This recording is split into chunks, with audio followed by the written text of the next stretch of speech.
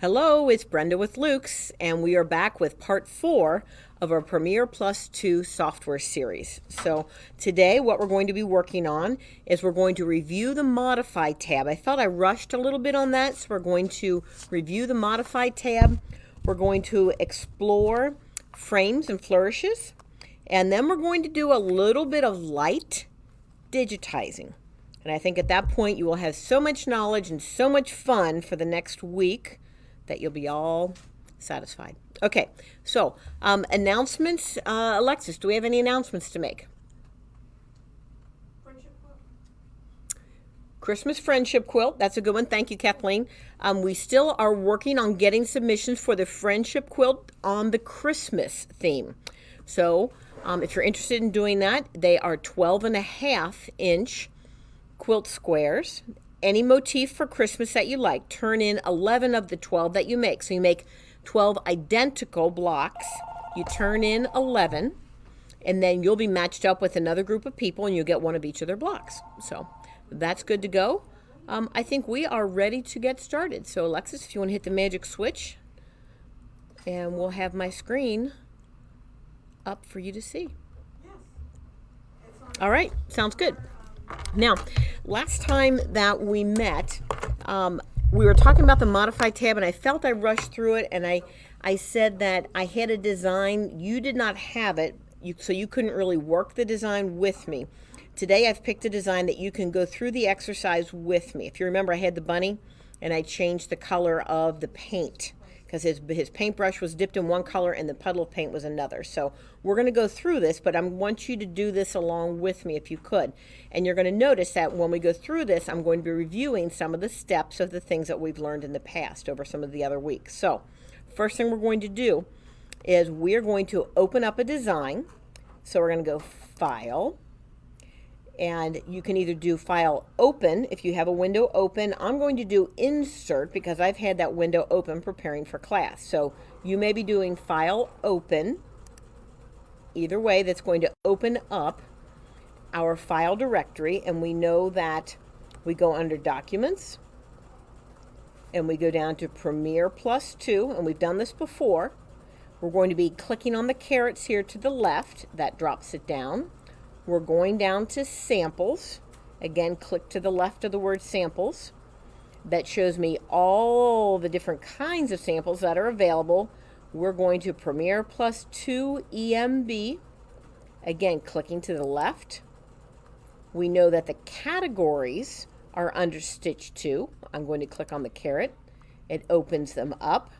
I see flowers. So I'm going to click on flowers, and then these are my designs. Now, if when you do that, you see something that looks like this, we know that to change the view of your designs in the upper right window where I'm clicking, we always choose large icons, and it shows me all the designs. Up here, this is the address to how we got to that folder labeled flowers with all the designs in it. In fact, we know that we can click anywhere along this address to go back to the previous layer of information. So we're in flowers. So the design that we want to work with, you're going to scroll down to the bottom, and you're going to see, in fact, it's the second last row of designs, and it's a thistle. So click on it, and then hit Open. And there's our thistle, which is pretty nice. Now, what I've chosen here in terms of a hoop is I have the 130 by 180 hoop. That's the 5 by 7 hoop. If you've been following me or if you've had classes with me, you know that that is one of my absolute favorite hoops on my Viking. Of course, that would be equate to maybe the SQ14 on a Janome. If you have one of the other brands, this is a modest size hoop, 5 by 7. So we see our design here. And at this point, since the design has a box around it, I'm going to go ahead and move into the Modify tab. And now I can change some things about it. So what we're going to do is I have 2 thistle blooms. One is purple, and we want to do a color change. So I'm going to change this thistle to a different color. The easiest way to do that is we're going to turn off the other colors in the design. So go over here to the design panel on the right. Turn off the greens. Okay, and we're going to turn off the purple. And in fact, I'm going to turn off the pink. So the only color left on is color number 4. Okay, so you should have 2 purple blobs. See the jump stitch going between the 2 of them? All right, so we know, and in fact, I'm going to just demonstrate this again, because this again is a kind of a review. If I go up here to the first visible stitch and I take that scroll, it goes from the first part of the design, and it goes, and you see, look at it, it's getting rid of that first bloom. So I know that this second bloom, which is the one I want to change the color on, follows the first one because I used my scroll bar here. So I know that this stitch that goes between the 2 blooms, it starts here and ends here. So this is where I want to insert my color command. So I'm going to go right up here. Okay, so I'm up here on the toolbar. Go ahead and click on Insert Color Command. And you'll notice that the cursor changed. There's like a little rainbow arrow. I'm clicking on that jump stitch. And now it's asking what color I want to change to. Well, I've got a purple one. Let's go with pink. I'm going to go up here. I'm going to choose a pink. And I can use the scroll bar within the colors here to pick. I'm going to go with this really. Now I'll go with this pink because I know that I'm going to do some other changes. So I've got the pink, and when I hit OK, look here. Now the bloom is pink. All right, so I'm hoping that you were able to follow along with me on that. I'm looking up at the screen right now, and I see I've got some faces. I've got a couple people watching. So are you able to follow me on this? Were you able to do this exercise with me? Sign in, let me know if you're able to follow me on this exercise using the Modify tab. So I see hi there, hi everyone. Okay. All right, so I'm waiting for some responses. So while I'm waiting on responses, we're going to go and do something else. So notice that in this design, and I can see it on my screen, but I can go down here right below the design panel and I can enlarge our view of it. All right. See the crosshatches? All right, so those crosshatches are done in a pink.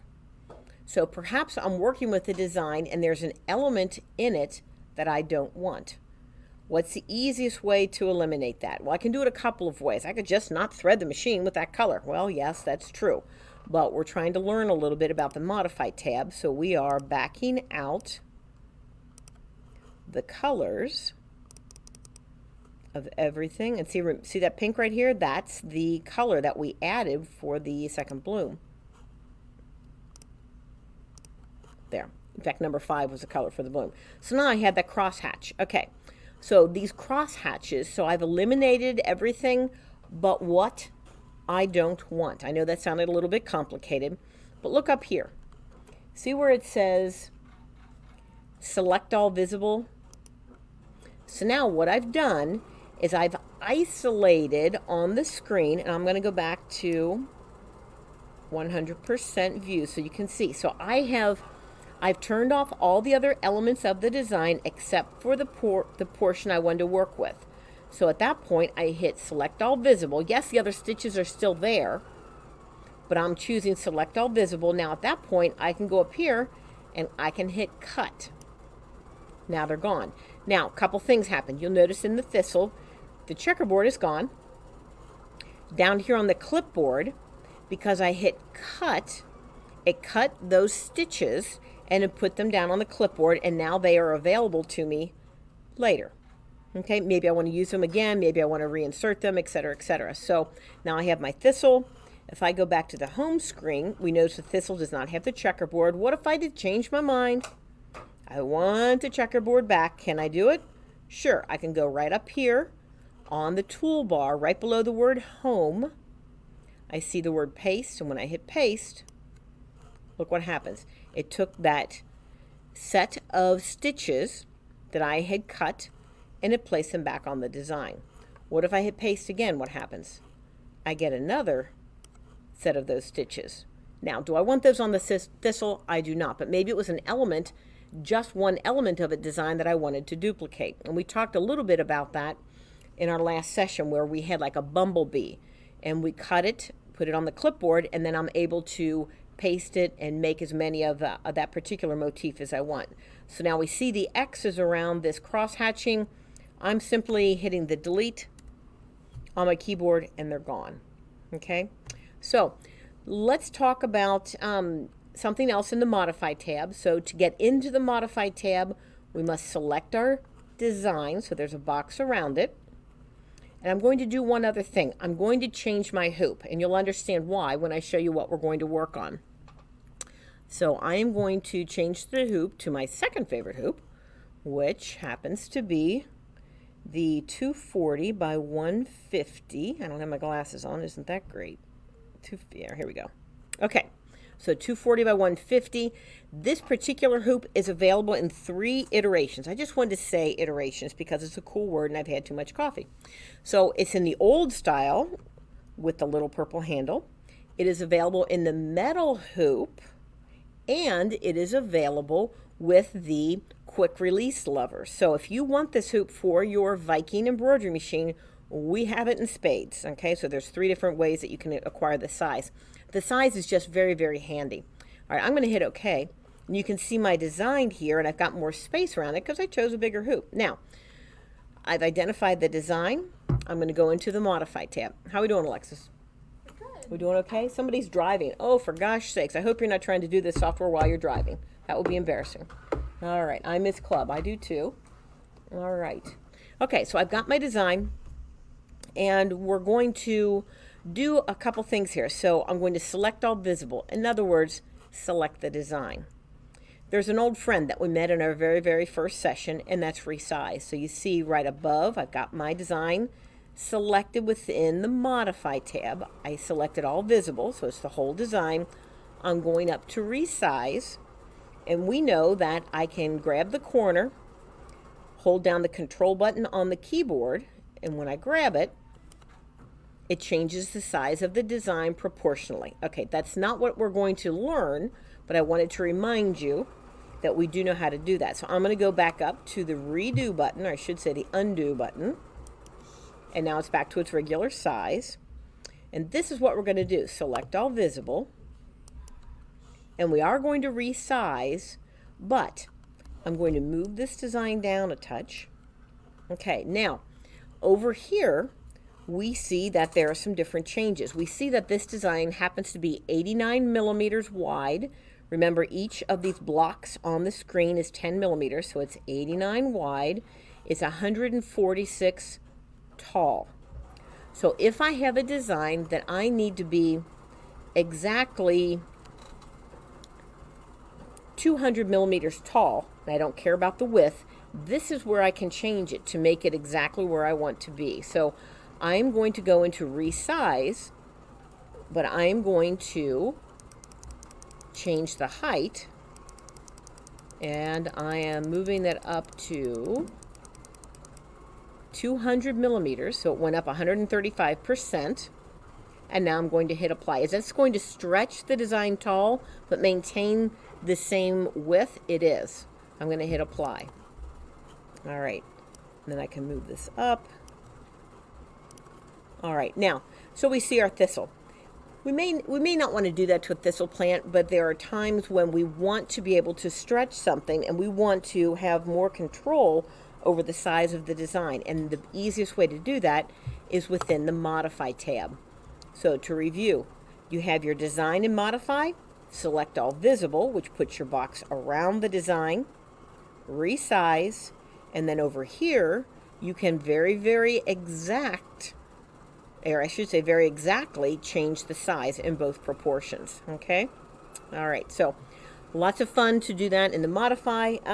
One other thing that we're going to do while we're in Modify, and there's a couple ways to get to this feature, and that is our electronic tape measure. You see where it says Get Length, and when I turn that on, notice there's a little tape measure attached to my cursor.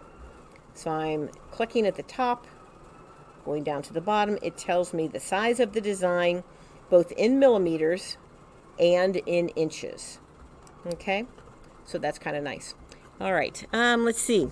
Select all visible, resize, change specific size. I've done all of that. I think we're good with the Modify tab at this point. So we're going to go back to the home screen.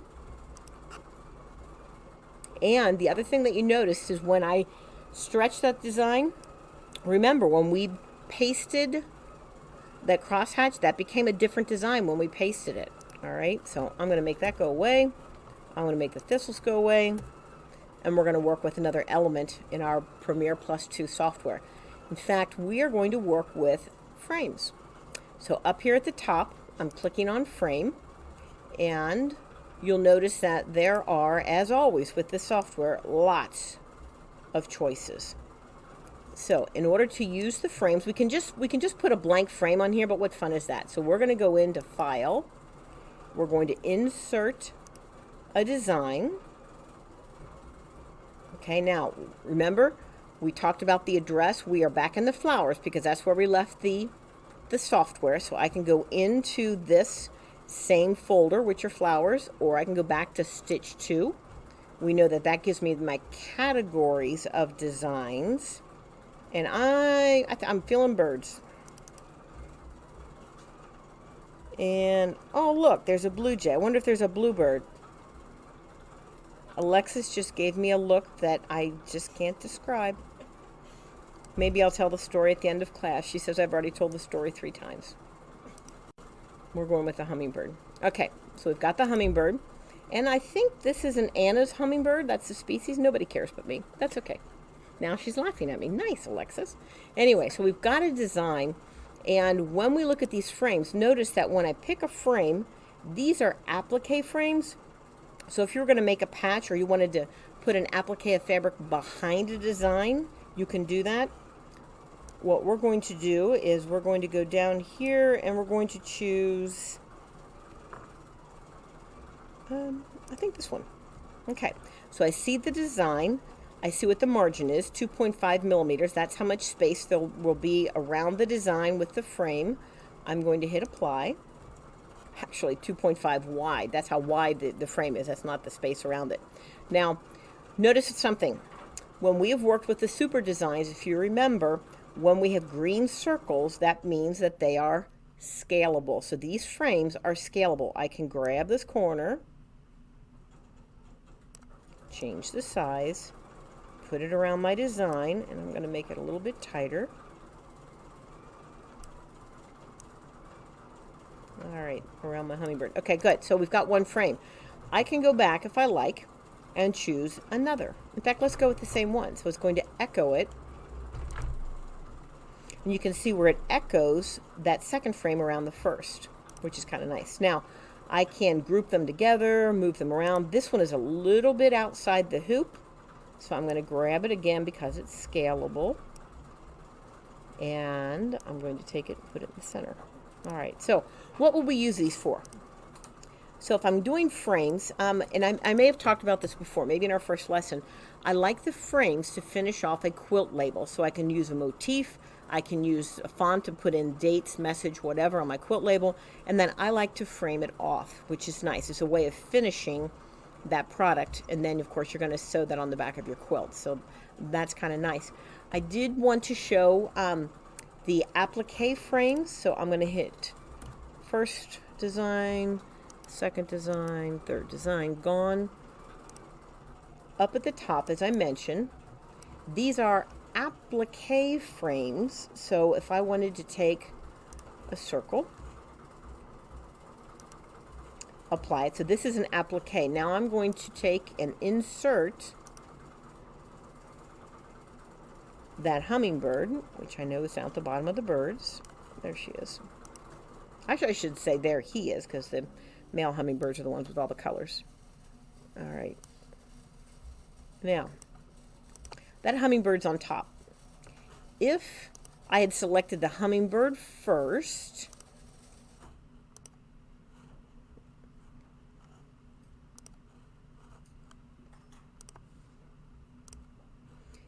if I had selected the hummingbird first and then the frame, guess what? The hummingbird's behind the frame. We know how to change that, and that is in layout order. Okay? So Nice way to go to make a little applique. And when you looked in those frames, there were lots of choices with the applique frames. Some things that look like suns, shields, patches, hearts, etc., etc. So those are all built into the frames. Now also within the frames, we have some other choices up here on the left. We have corner pieces. So if you don't want a full frame, there are lots of choices with just corners. So if you want to put some corners around a design, looks very nice. Side pieces, if you wanted to create your own monogram, if you didn't like the monograms that were in the Monogram Wizard, here are some other ways to do that with some different side pieces that can be placed around your letters. Now some of them aren't appropriate, like this fleur-de-lis, that would look kind of goofy. But some of the others, like this one, this ornamental, that would look lovely with a monogram. All right, also within the frame tab, and remember we're calling these choices across the top tabs, so we're all using the same vocabulary, we see flourishes.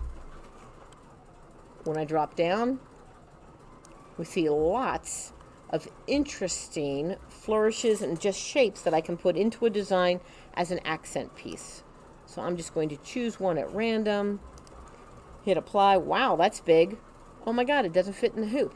However, again, scalable with the green. I'm holding down my control button, scale it down. Scales down proportionally, and I'm good to go. So lots of choices with those. You'll notice that's a 2-color one. Does it have to be in the gold? Of course not. Your choice. Whatever color you want, whatever color of thread you want to put in the machine. But all of a sudden you're starting to see that this is giving you a lot of creative options within your software to create what you would like to embroider. Okay? All right, so that's pretty much on frames, with the frames, flourishes, etc. I think we're going to work with a little bit of digitizing now. Who else here? We have many people tuned in, Miss Alex? I'm going to go ahead and give us these designs. About 12. About 12 people? Okay. Hopefully we will have some people that will tune into this later, because this will be posted. Alexis, if she has time, she'll probably post this. Tomorrow is Thursday. Either tomorrow or Friday she'll probably post it, I would think.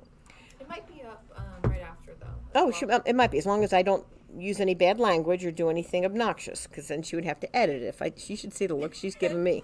Okay, so now the reason I said it's going to be posted soon, because we're going to talk about digitizing. This is the next level of using this software. Not going to get into the real complicated stuff that Alexis does. Alexis has a degree in graphic arts. I do not. Most of you probably do not. However, there are times when we can't find a design that suits our purpose. So I'm going to give you an example. Some of my ladies know I have a son. His name is Will, and he goes to the University of Akron. Well, because of COVID, I took the logo for the University of Akron, digitized it, and shrunk it down on my software, which you all know how to do that. Not the digitizing part. I'm getting there, I promise. But I shrunk it down. I put it on a mask for him, and I made University of Akron masks for him. Okay. A lot of fun, and that enabled me to do that right away. Okay. Now, thanks.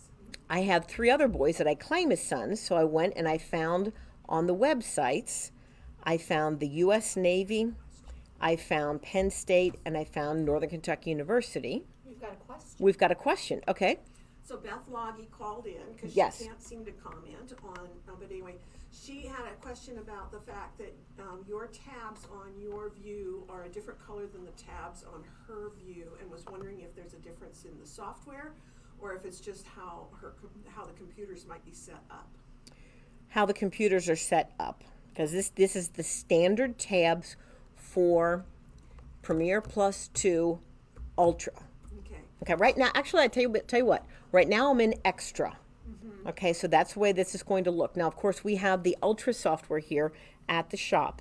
But yes, this is the way it is set up on our computer. And if their tabs are a different color, that's the way your computer is set up. Okay.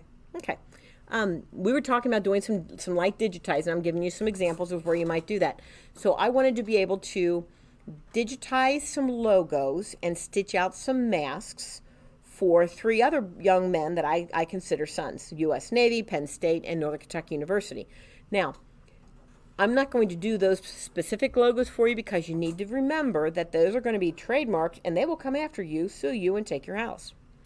So don't be yeah, Alexis is nodding her head. So don't be digitizing logos that are actually trademarked. I made one mask. The U.S. Navy is not going to come down on me with both feet. I'm just saying that you aren't going to digitize things like the Nike logo. Not a good idea. But if you're going to do just, something quick and easy, I get it. That's no one's going to have a heartache over that. But you're not going to create a set of baseball hats with Penn State's logo on them and sell them. They get really touchy about that. But what I want to do is I want to show you how to do this in what I call digitizing light. So first thing we're going to do is we're going to go to the wizard. I'm going to change my hoop first because I don't want it to be this big. So change the hoop to really reflect the size of the design you want. Well, I'm going to go back to my fave, which is the 180 by 130. I just really like that size. Okay, so I'm going to go to the wizard. So that's the top, the wizard tab. And I'm going to go to Express Design. Two choices. I want to express the design into the hoop. Now, that was the reason that I said let's pick the hoop that's going to be close to the size that we're going to be utilizing. So Express Design into the hoop. I've got three choices. Create Express Embroidery, which is the one we're going to use. Okay, and it looks like it's going to create an embroidery design. Bingo, that's what we want. Look what happens when I go to the second choice. Express Trace is going to trace around an item or a border. Okay, we're going to do today, we're going to create Express Embroidery. So I'm going to go to next. I'll tell you what, I'm going to do one other thing because I have to have something that I want to digitize. So let's take one step back, and you'll notice that the screen changed, and now I am in Google. Umbrella, and I'm going to go to umbrella clip art.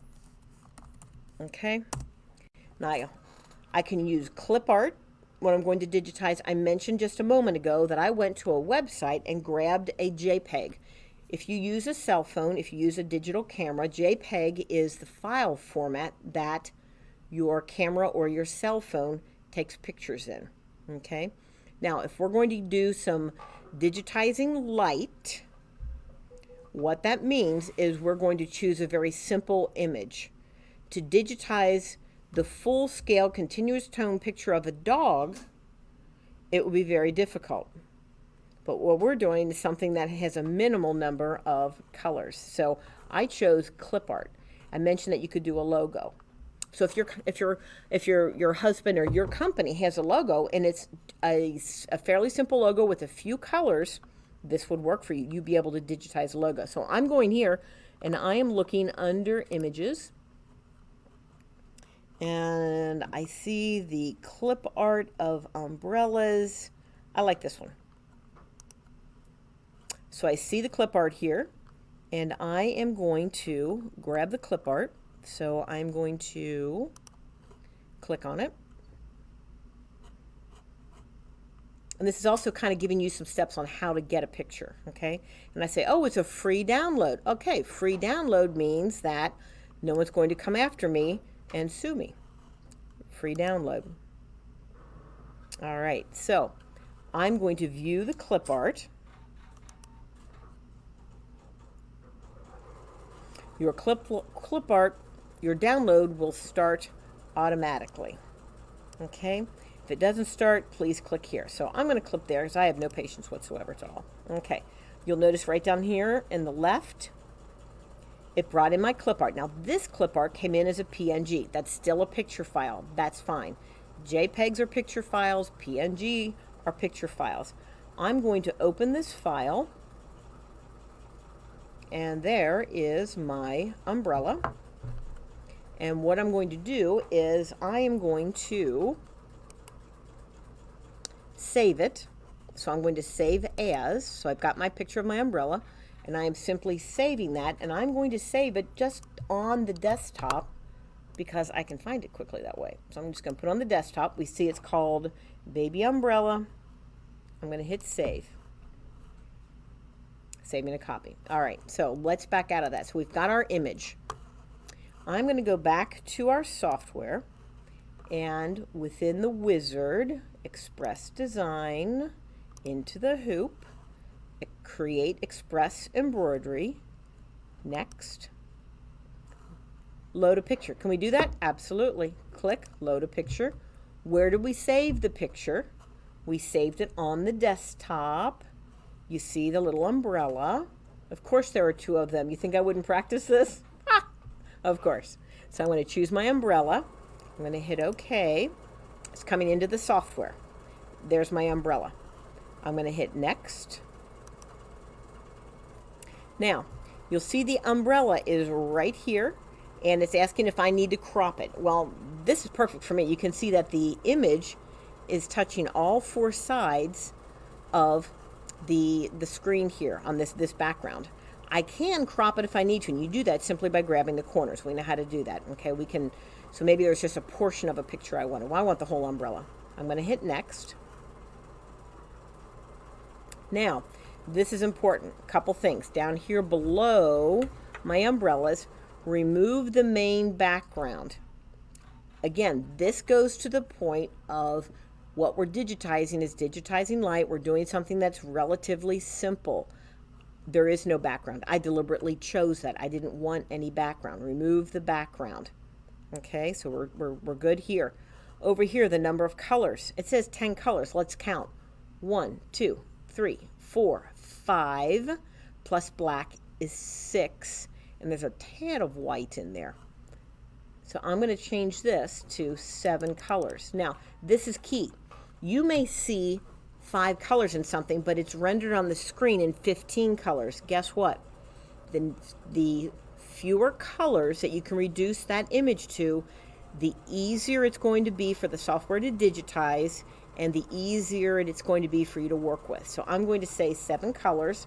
I'm going to hit Apply. All right, so we've got, that doesn't look like yellow. Yeah, that's pretty close. Blue, okay. Orange, okay. Green, okay. I can live with that. All right, so I'm going to hit Next. Could I change it? Could I go back? Could I take it down to fewer colors? Absolutely. Could I add colors in? I certainly could. You'll notice here it says Madeira Poly Neon 40. I like Madeira thread, so I'm happy with that as well. All right, I'm going to hit Next. The gears are churning. It's showing me a thread color preview. Do I like that? I like that. I'm going to hit Finish. And there it is. Okay? Now, I look at this. I'm going to go back to my home screen. And number one, it is really tight in this hoop. So I'm going to resize this just a touch. The box, these are things that you already know. There's a box around the design. I go to resize. I'm touching the control button on my keyboard. I'm making this proportionally just a touch smaller. I'm going to center it in the hoop under the alignment drop down. And now I see my design. Well, I'm a little perturbed because I really wanted this to be yellow. Oh golly, I know, I can hear you.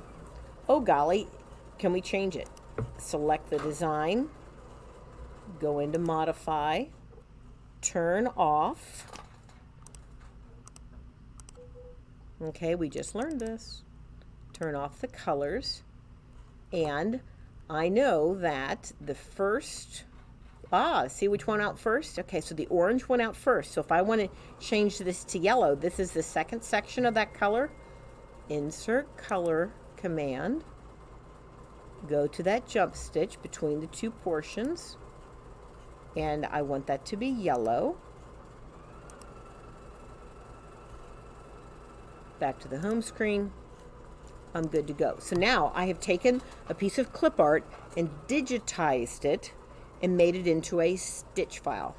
Now, could you find a bunch of umbrellas that are already digitized and designed to stitch out? Absolutely. This was more of an exercise to get you to understand that this is pretty simple stuff to do. Okay, so I'm going to be teaching a class later this summer. We're going to be making a sunglasses case. And Alexis is looking at me and she wants to know when it's going to be put on the calendar, and it's as soon as I make the sample so she can take a picture of it and post it. Now she's looking at me and nodding her head. Okay, so part of that class will be making the sunglass case. Yes, of course, it is construction in the hoop. We all love those. I do too. But part of it also is going to be digitizing, not just the sunglasses, but we'll do it sunglasses, but we'll also take and make an applique using digitizing. So some more things to learn. All right. So that is our digitizing light. That is really everything that I wanted to go through today. Alexis, can you think of anything else that we should bring up? No? Not really. We will be coming out with some more classes here soon, so everybody just needs to keep an eye out for that. Okay, and those classes will be announced via I know they'll be on Facebook, but we'll send out an email? A newsletter. A newsletter, great. I like the newsletter because not all of us use Facebook, and a newsletter will kind of give you a list, a running list of what's coming up. And Alexis and Kathleen and Ann and I are brainstorming on some ideas of what we think are classes that you would like. If you remember last week, I asked you to send in any questions to the Luke's, help me out, Alexis, I'm going to say it wrong.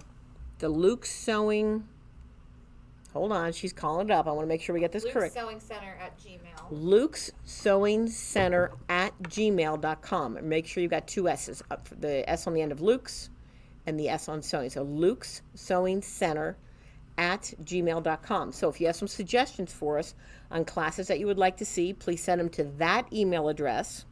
Okay, or if you have questions about the software, please send them to that email address and we will respond to those. And we're hoping to get a lot of things in the queue that are going to be fun to do. All right. Anything else, Alex? We good? I think we're good.